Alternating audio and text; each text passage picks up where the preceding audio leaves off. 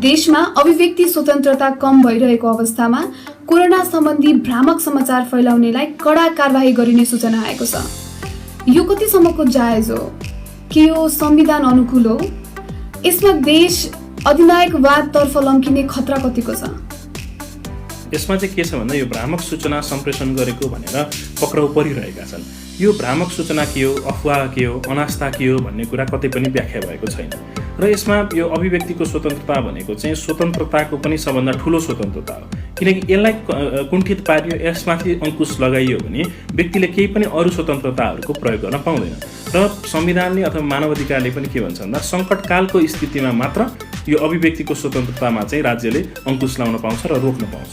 र अर्को कतिखेर रोक्न पाउँछ भन्दा कानुन बनाएर रोक्न पाउँछ। र एउटा प्रजातान्त्रिक मुलुकमा के अभ्यास गरिनुपर्छ भन्दा कानुन बनाएर र जरुरी छ भने त्यस्ता अभिव्यक्तिलाई रोकिदिनु हो। र अहिले के देखिरहेको छ भन्दा सरकारले चाहिँ आफू विरुद्ध कुनै क्रिटिसाइज गर्यो, आफू विरुद्ध कुनै काम गर्यो, सरकारले गरेका गुण र दोषका कुराहरू गर्दाखेरि पनि यो अस्त्रको चाहिँ प्रयोग गरेको देखिन्छ। र यो विद्युतीय कारोबार ऐन अथवा यो विद्युतीय माध्यममा फेसबुकमा, ट्विटरमा, इन्स्टाग्राममा यसरी कसैले पोस्ट गर्यो भन्ने बित्तिकै, सरकारको आलोचना गर्यो भन्ने बित्तिकै यसलाई पक्राउ गर्ने र अभियोजन गर्ने, यसलाई फौजदारीकरण गर्ने भन्ने चाहिँ विधायिकाको अथवा कानुन निर्माताको पनि उद्देश्य होइन।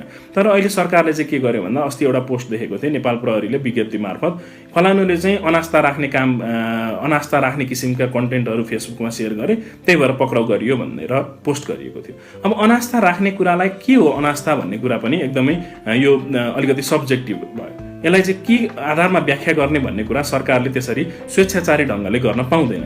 र कानुनले के भन्छ भन्दा कसैप्रति घृणा राख्ने, द्वेष राख्ने, कुनै सामाजिक शान्तिलाई खलबल्याउने र महिला विरुद्ध अमर्यादित व्यवहार गर्ने लगायतका केही तोकिएका कुरालाई चाहिँ सरकारलाई चाहिँ त्यस्ता व्यक्तिहरूलाई पक्राउ गर्ने अधिकार दिएको छ। तर अहिले त के आयो भन्दा सरकारको कसैले नकारात्मक टिप्पणी गर्यो, सरकारले यस्तो गरेको छैन भनेर भन्यो भने पनि त्यस्तो स्थितिमा पनि सरकारलाई लिएर त्यो व्यक्तिगत पनि हुँदैन। व्यक्तिगत हो भने बेग्लै कुरा भयो। व्यक्तिगत नगरिकन सरकारका काम कारबाही र सरकारका गुण र दोषका कुरा गर्दाखेरि पनि यो व्यक्ति पक्राउ गर्ने लगायतका कामहरू भइरहेको छन्। यस्तो किसिमको कार्य चाहिँ एउटा प्रजातान्त्रिक देशमा अभ्यासमा हुन नहुने कुरा हो। तर हामीले बुझ्नुपर्ने कुरा एउटा अर्को पनि के भन्छ भन्दा यस्तो समयमा, यस्तो विषम परिस्थितिमा अफवाह फैलाउने र झुटो कुराहरूलाई चाहिँ अनलाइनमा सेयर गरिदिँदाखेरि अहिलेको जुन सोसल मिडिया भनेको त अर्को मिडिया भन्दा पनि ठुलो अस्त्रको रूपमा राखिदिएको छ। र संविधानले पनि के गरेको छ भन्दा नागरिकलाई अधिकार मात्र होइन कर्तव्यको राखेको छ। त्यही भएर हरेक नागरिकले चाहिँ मेरो कर्तव्य यो फेसबुकलाई, यो सामाजिक सञ्जाललाई, यो इन्टरनेटलाई चाहिँ राम्रोसँग चलाउने अथवा अभिव्यक्तिको स्वतन्त्रता पनि नागरिकले के बुझिदिनु पर्यो भन्दा अभिव्यक्तिको स्वतन्त्रता छ भन्ने बित्तिकै उसको कर्तव्य चाहिँ बिर्सिदिन भएन। अभिव्यक्तिको स्वतन्त्रता सँगसँगै उसले त्यो अभिव्यक्ति गर्दाखेरि यदि त्यो अभिव्यक्त गरेको कुराले कसैलाई गाली हुन्छ अथवा कसै विरुद्ध अफवाह फैलिन्छ, त्यसले समाजमा एकदमै नकारात्मक असर पर्छ भने त्यस्ता किसिमका अभिव्यक्ति चाहिँ गर्दिन भएन। र जुन सरकारले पनि यदि उसलाई व्यक्तिगत रूपमा गाली बेइज्जती गरेको छ भने गाली बेइज्जतीका अरू कानुनहरू पनि छन्, ती कानुनहरू पनि उसले प्रयोग गर्नुपर्छ। जबरजस्ती फौजदारीकरण गर्नलाई मान्छेलाई पक्राउ पारेर जेलमा हालेर मुद्दा अभियोजन लगाउनु चाहिँ सरकारले अहिले के गर्न खोजिरहेको छ भन्दा एउटा सेन्सरसिपको कुरा चाहिँ गरेको छ। किन सेन्सरसिप भन्दा मलाई नै आफैलाई पनि डर लाग्न थालेको छ। अहिले मैले केही पोस्ट गर्नु अघि चाहिँ यो त फेरि सरकारले यसलाई चाहिँ गलत रूपमा लिदिने हो कि यसमा त मलाई पनि विद्युतीय कारोबार ऐन लगाउने हो कि भन्ने कुरा चाहिँ सबै नागरिकले आफूले महसुस गर्न थालेको अवस्था चाहिँ छ। यो नयाँ अवस्थामा आर्थिक कारोबारका कस्ता प्रबन्धहरू छन्? ऋण चुक्ता लगायत कर, चाहे त्यो सम्पत्तिको होस् या गाडीको कर, त्यसको प्रबन्ध कसरी हुँदैछ?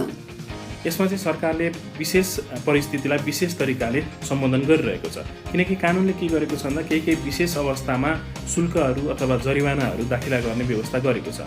र जस्तै उदाहरणको लागि मूल्य अभिवृद्धि करमा अथवा कम्पनी रजिस्ट्रारको कार्यालयमा विभिन्न दस्तावेजहरू चाहिँ बुझाउनुपर्छ सरकारलाई।